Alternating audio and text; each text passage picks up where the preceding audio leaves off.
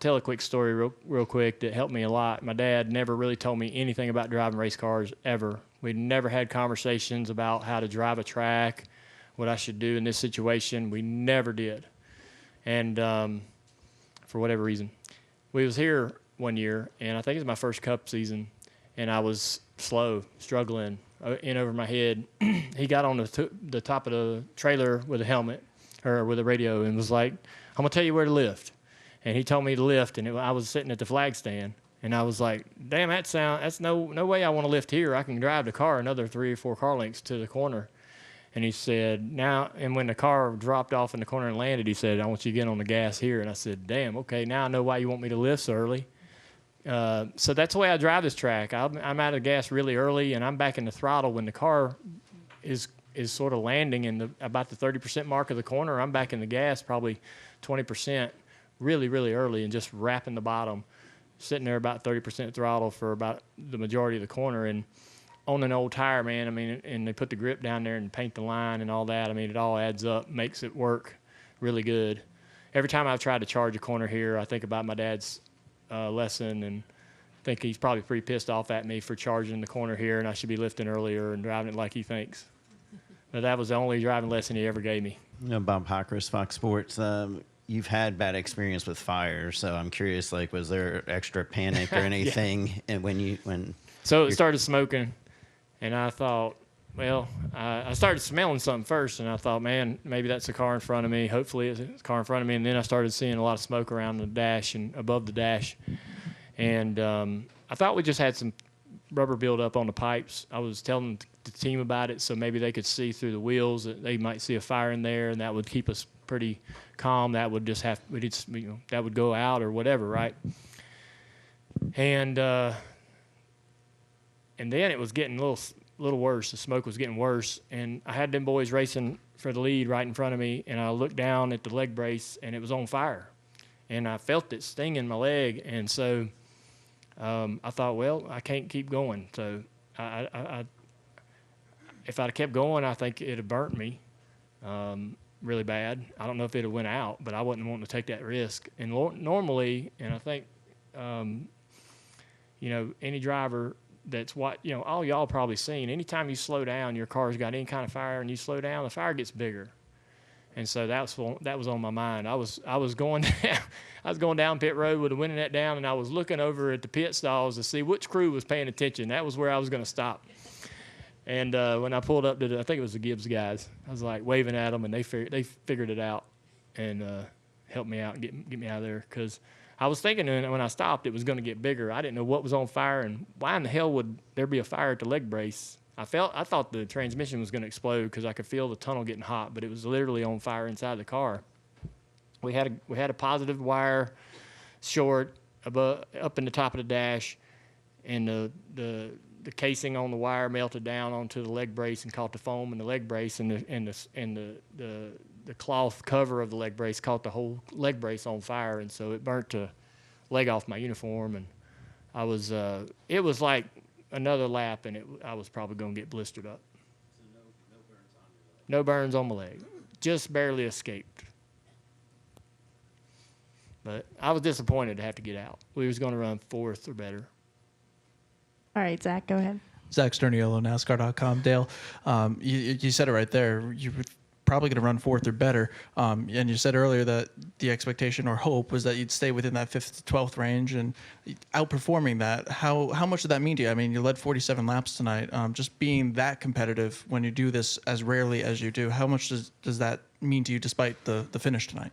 Yeah, I guess, if you aim low, you'll never be disappointed. So I don't set high expectations, especially at this point in my life, but except for, certain things. But when it comes to racing, I try not to really get too competitive, because when I get competitive, I get miserable, even when I'm running well. And these races for me are about just coming back and smelling the smells and hearing the sounds and getting reminded what's going on inside the car and what a driver thinks about. I feel like that the further I get removed from my driving career, the harder it is to be a broadcaster and an analyst. And so running these races is all about learning and relearning really, and reminding yourself of what a driver thinks and goes through at certain situations, and just so that stuff's fresh on your mind. And obviously having the girls here and Isla and them, Isla's got kind of old enough to understand what's going on, and that Daddy races. I don't know if that really is going to matter down the road to her, but we really ran way better than I thought we would. I had a blast. I'm a lot more confident, I guess, going to Homestead on how we might do. Last time I ran there in 2020, we run second a lot throughout the day. But so that I'm hoping that goes just as well. But I've come here and got my butt kicked the last couple times for real. Martinsville was real not great. We ended up 11th, and I think we run Richmond and run 15th all day, hard as we could go. So I was thinking maybe I was just getting too old for it, but this series is tough. It's just really competitive, most competitive it's ever been this year. There's at least 4 or 5 more competitive cars than we've ever had. So, but I was happy with the car. We did a lot of preparation.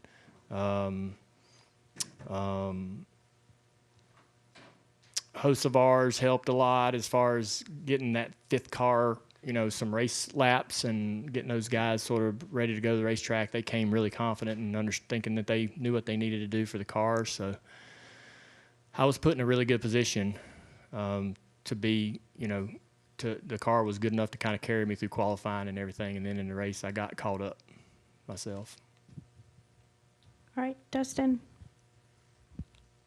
Dustin Long, NBC Sports. How nervous are you before these events, and how do you decide? I know you talk about the broadcasting aspect, but is there a point where, because you don't want to, I don't want to say embarrass yourself, but you don't want to perform like you expect, so how much longer can you go in that sense as well? I don't know, man. I mean, I think Kelly told me that next year's my last year, so I think, I don't know. She just said, I figure, we were sitting there talking, and she said, I figure you'll run these 2 and then 1 next year, and that's it. I was like, all right. So, I don't know. We'll see what happens. I like it. And to answer your first question, man, I ain't never been as nervous as I was today. I've raced my whole career, locked into every race I've ever went to, and I've never really had to deal or sweat it out or worry about something happening and missing the show, and that's not fun. And it's the worst feeling ever. And we got here, and we've been here all morning, sitting around in the truck, and I'm like, damn, I want to practice. I want to be out there running some laps and figuring this thing out. I need some laps. This 20 minutes ain't gonna be enough. So sitting there, just gut wrenching and worried about making a mistake, and I did not feel like I got enough laps in practice to understand nothing. I felt like everything was way ahead of me, and I was way behind on what I was seeing and processing mentally. But that was the way it was when I came here when I was a full-timer. I mean, this place just takes time to get up to speed. Your brain ain't processing everything that's coming at it visually, but it eventually slows down. But so I feel like I was probably as nervous as I've ever been, probably more nervous than my very first qualifying attempt at Charlotte as a rookie. I mean, I'm thinking back, and there's nothing more gut-wrenching than wondering if you might go home, missing a race, right? I ain't never failed to qualify for a race, and being presented with that reality was frightening. But so once I ran the lap, the 91, all that melted away. I was no longer nervous about the race. I watched this race that they ran here last year 3 times this week, and I'm like, man, it's got a rhythm to it, and it does. We ran green flag the whole first stage. Just don't get worked up. Don't overdo it. There's not going to be a ton of wrecking and crashing. Them guys just get in a rhythm, and they run hard and they run long. And I thought if I could just find a place to race, I would be able to run this whole thing with no problems and run all the laps and get a top 15 finish. And that's what I expected. But, I mean, I'll run as long as I can. I like running 1 here and 1 there. But, I mean, certainly not till I'm 60 years old. But I think I'm still feel young. I overachieved tonight in my eyes in terms of, how I ran.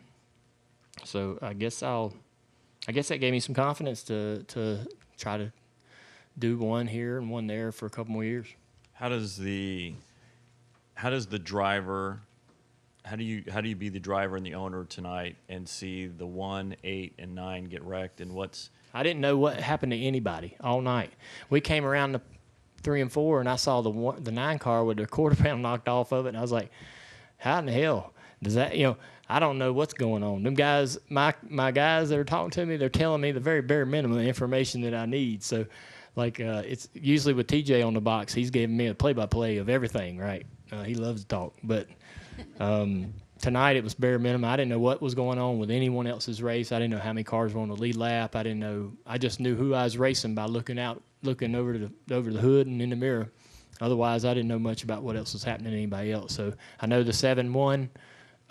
Hemrick's here, so he must have ran good. I had a blast, buddy. I had a good time racing you. And so other than that, I ain't got a clue where anyone ran or finished and how everything is for the championship going forward. I just know one thing. I didn't cause any problems tonight for nobody. That was a big deal for me. I didn't want to come in here and screw up somebody's championship. Everybody be like, that damn Junior don't need to be out there. But so I shouldn't be racing in the playoffs. That's a dumb idea. But anyways, Homestead, there's a lot of room. I'll stay away from them guys. Yep, thank you. All right, we're going to have to take a couple more questions and then wrap up for time. We'll go Jeff, Jordan, and end with Matt Weaver. Go ahead, Jeff. Kind of along the lines of Dustin's first question. I mean, for years you've kind of wondered aloud about what makes a driver retire, what want to give it up. But I feel like there's less clarity after seeing you do something like this. I know you're almost 49, but now, what do you make of it? Because we don't really have any answers. Yeah, Bobby ran till Bobby and Harry Gant, them guys, they were good in their 50s, But it's it's the car. I'm driving a great race car. That's going to help me a lot, look really good. But it's like that. I'm a really bad golfer, but if I go out there, I'll bet you the first 9 I'm ready to quit, never play again, and then I'll hit the pin on my second shot on a par 4, and that's all it takes to keep you coming back is that one good drive or that one nice shot. And so the last couple of races had me really wondering, damn, do I need to not do this anymore? I'm really not getting nothing out of it running 15th and struggling and being frustrated. Then you go run good, and you're like, well, okay, maybe it's where I'm racing. Maybe I just need to run at certain tracks that I love and really enjoy, or I don't know. I certainly do look where junior motorsports is quick. But, man, it's hard to turn down Homestead. It's so fun running the wall there. I'd run the wall in 15th and have a blast, 20th. It's a fun racetrack and a lot of off-throttle. But, yeah, I don't know. I mean, if our cars were struggling, man, if we were struggling to run 7th at our best, I don't know if I'd be that entertained to run it. But we got a good team, good group. So while it makes sense, we'll just see what's going on, see who wants to do it. Jordan Bianchi, The Athletic, 2 quick questions. Will Bristol be on the schedule next year for you? Man, I don't know. I think it was fun. Funner. It was, yeah, I don't know. What's it like being the old guy in the field? I know, it's weird. I didn't know that. So tell me, is it true I was the only 40-year-old out there? So I'm 49 in October. I think I'm the oldest for sure.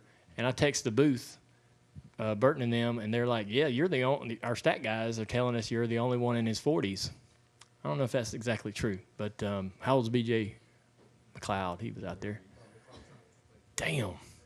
So I'm the oldest and the only, I'm like the oldest by a decade. What is that? I don't feel that old. I don't, but I don't. I think I'm fresh as ever. But that was surprising to learn that. But I don't know. I guess, yeah. I mean, like I say, some of them guys ran long and were decent. Yeah. All right, we'll take our final question from Matt. Go ahead, Matt.